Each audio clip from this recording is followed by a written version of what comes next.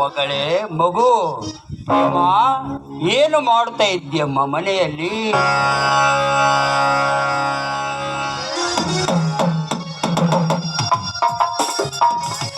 ಏನು ಇಲ್ಲಪ್ಪ, ಮನೆ ಕೆಲಸ ಮಾಡ್ತಾ ಇದ್ದೆ.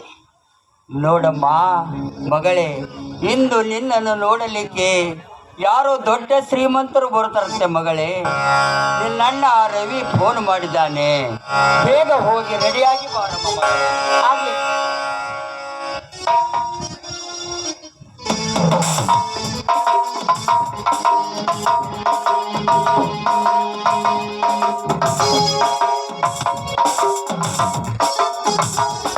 ಅಪ್ಪ, ಮಗು ಎಂದು ತಂಗಿಯನ್ನು ನೋಡಲು ಗೌಡರು ಬರ್ತಾ ಇದ್ದಾರಪ್ಪ. ಓಹೋ, ಒಳ್ಳೇದಾಯ್ತಪ್ಪ.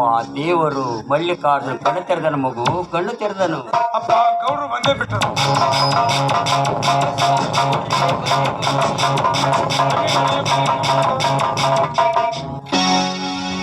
ಮತ್ತೇಕೆ ತಡ ಮಾಡುತ್ತಿರುವಿರಿ? ನಿಮ್ಮ ತಂಗಿಯನ್ನು ತೋರಿಸಿರಿ. ನಾವು ಬೇರೆ ಊರಿಗೆ ಹೋಗಬೇಕಾಗಿದೆ ಕನ್ಯಾ ನೋಡಲಿಕ್ಕೆ. ಗೌಡ್ರೆ, ನಮ್ಮ ಮಗಳು ನಿಮ್ಮ ಮನಸ್ಸಿಗೆ ಬಂದರೆ ಮುಂದಿನ ಊರಿಗೆ ಏಕೆ ಹೋಗುವಿರಿ? ಮತ್ತೇಕೆ? ನಿಮ್ಮ ಮಗಳಕ್ಕಿಂತಲೂ ಕೆಲವು ಹೆಣ್ಣು ಬೇರೆ ಊರಲ್ಲಿ ಇಲ್ಲವಂತ ತಿಳಿದಿರುವಿರೇನು?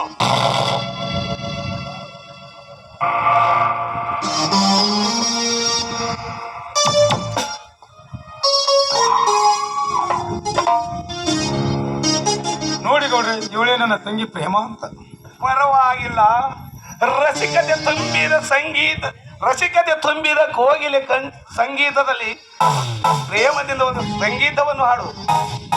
ತಂಗಿ ಪ್ರೇಮ, ಒಂದು ಹಾಡನಾದ ಹಾಡಮ್ಮ.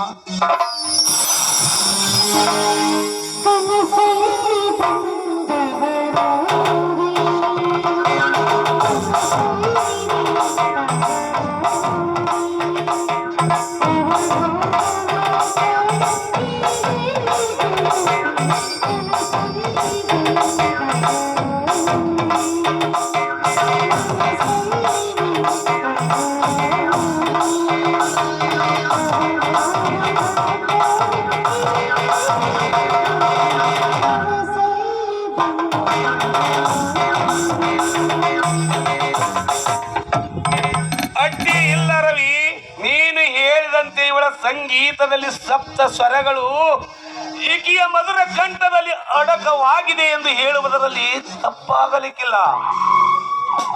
ಶೆಟ್ಟಿ ಗೌಡ್ರ, ಮತ್ತೇನು ಕನ್ಯಂತೂ ಮನಸ್ಸಿಗೆ ಬಂದಂತಾಯ್ತು. ಹೇಳ್ರಿ, ಅದಕ್ಕೆ ತಕ್ಕಂತೆ ವರದಕ್ಷಿಣೆ ಬೇಕಲ್ಲ? ನಿಮ್ಮ ತಕ್ಕಂತ ವರದಕ್ಷಿಣೆ ಆಗದಿಲ್ಲ. ಕೇಳ್ತೀನಿ ತಡ್ರಿ ಒಂದಿರ. ಓಡಿ ಅದು ಮಾಡ್ರಿ, ನಿಮ್ಮ ಮಗಳಿಗೆ ನಮ್ಮ ಗೌಡ್ರು ತಕ್ಕಂತೆ ಹುಂಡ ಬಂಗಾರ ವರದಕ್ಷಿಣೆ ಎಷ್ಟು ಕೊಡ್ತೀರಿ ಪಟ್ನ ಹೇಳ್ರಿ. ಯಾಕಂದ್ರೆ ಗೌಡ್ರು ತಡ್ಕೊಳ್ಳೋ ಇದ್ರಾಗಿಲ್ಲ, ಮುಂದಿನ ಊರಿಗೆ ಹೋಗೋದು. ನೋಡಿ ಶ್ರೀಮಂತರೇ, ಅಷ್ಟು ಹಣ ಕೇಳಿದರೆ ನಾವು ಎಲ್ಲಿಂದ ಕೊಡಬೇಕು?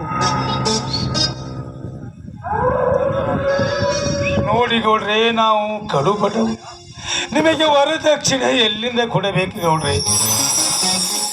ನಮಗೆ ಇರುವುದೊಂದು ಮನೆ ಬಿಟ್ಟರೆ ಮತ್ತೇನು ಗತಿಯಿಲ್ಲ ಗೌಡ್ರೆ. ಈ ಮನೆ ಮಾರಿಯಾದರೂ ನಿಮಗೆ ವರದಕ್ಷಿಣೆ ಕೊಡ್ತೇವೆ ಗೌಡ್ರೆ. ಆದರೆ ನೀವು ನನ್ನ ತಂಗಿಯ ಕೈ ಬಿಡಬೇಡಿ ಗೌಡ್ರೆ, ನಿಮಗೆ ಕೈ ಮುಗಿ ಕೇಳಿಕೊಳ್ಳುತ್ತೇವೆ. ಆದಷ್ಟು ವರದಕ್ಷಿಣೆ ಕೊಡ್ತೇವೆ ಗೌಡ್ರೆ. ಕೈಲಾದಷ್ಟು ಕೊಡ್ತಾವಂದ್ರೆ ಹ್ಯಾಂಗೋ ತಮ್ಮ? ನಮ್ಮ ಗೌಡ್ರಿಗೆ ಕೊಡ್ಬೇಕಾಗಿದ್ದು 10 ತೊಲೆ ಬಂಗಾರ, 5 ಲಕ್ಷ ರೂಪಾಯಿ ನಟ್ಟು ವರದಕ್ಷಿಣ ಕೊಟ್ಟು ನಾಳೆಗೆ ಮುಂಜಾನೆ ಟೇಲ್ಸ್ ಹೊಡೆದು ಲಗ್ನ ಸಹಿತ ಮಾಡಿ ಕೊಡ್ಬೇಕು. ಇದಕ್ಕೆ ಏನತ್ತೀರಿ? ಹೇಳ್ರಿ.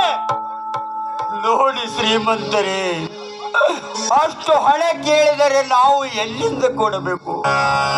ನಾವು ಬಡವರು ಶ್ರೀಮಂತರೇ, ಬಡವರು.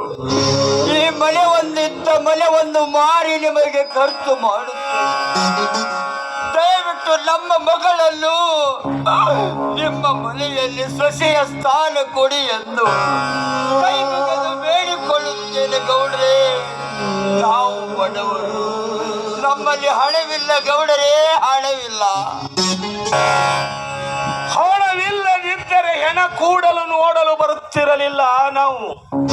ಹಣವಿಲ್ಲದಿದ್ದರೆ ನಿಮ್ಮ ಮಗಳನ್ನು ಮದುವೆ ಏಕೆ ಮಾಡಬೇಕು? ಮನೆಯಲ್ಲಿ ಇಟ್ಟುಕೊಂಡು ದಿನಕ್ಕೊಬ್ಬರಿಗೆ ಸೆರಗು ಹಾಸಿದರೆ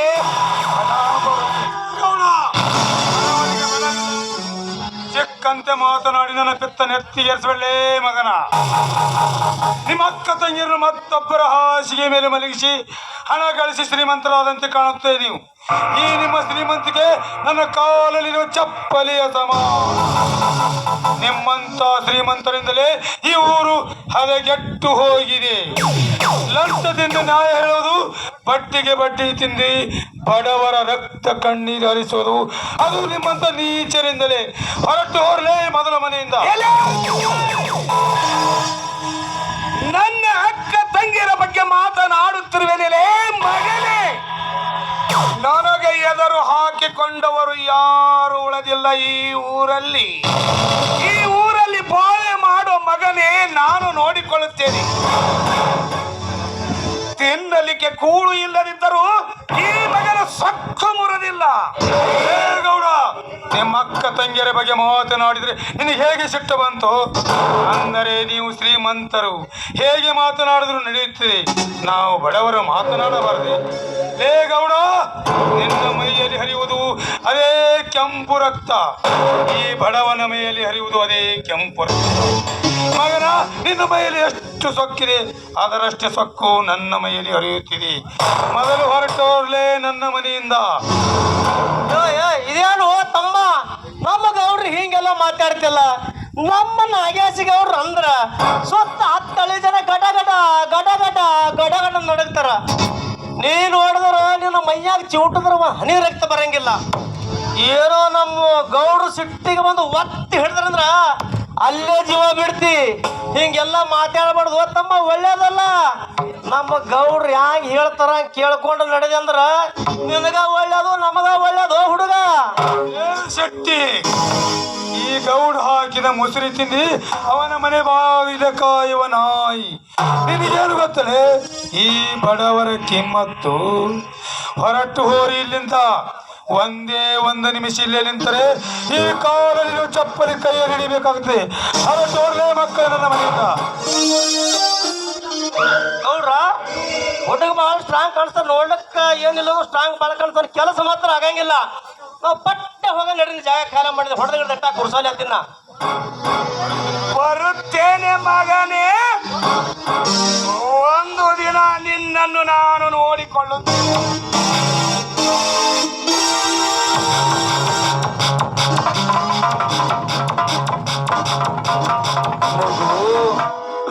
ಮಗು ರವಿ, ಗೌಡರಿಗೆ ಹಾಗೆಲ್ಲ ಮಾತನಾಡಬಾರ್ದಿತ್ತು ಮಗನೇ, ಮಾತನಾಡಬಾರದು.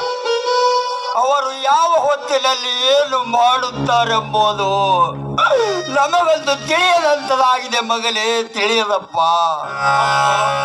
ನಮಗೆ ಬಡತನವಿದೆವೆಂದು ಹೆದರುತ್ತಾ ಹೋದರೆ ಈ ಹಗ್ಗ ಹಾವಾಗಿ ಬಂದು ಹೆದರುತ್ತದಪ್ಪ.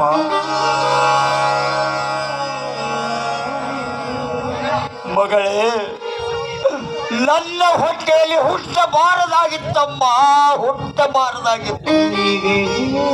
ನನ್ನ ಹೊಟ್ಟೆಯಲ್ಲಿ ಹುಟ್ಟುವುದಕ್ಕಿಂತ ಒಂದು ಶ್ರೀಮಂತರ ಹೊಟ್ಟೆಯಲ್ಲಿ ಹುಟ್ಟಬೇಕಿತ್ತಮ್ಮ.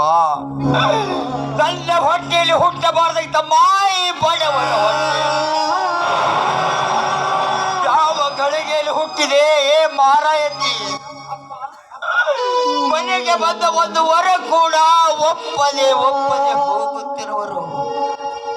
ರವಿಯಂತೆ ಮಗಳೇ, ರವಿಯಂತೆ ಗಂಡಾಗಿದ್ದರೆ ಎಲ್ಲಿಯಾದರೂ ಹೊಟ್ಟೆ ಹೊರೆದುಕೊಳ್ಳುತ್ತಿದ್ದೆ, ಹೊಟ್ಟೆ ಹೊರೆದುಕೊಳ್ಳುತ್ತಿದ್ದೆ. ಎಲ್ಲಿ ಕುಳಿತಿದ್ದೆ ನನ್ನ ಪಾಲಿನ ಮಗಳಾಗಿ.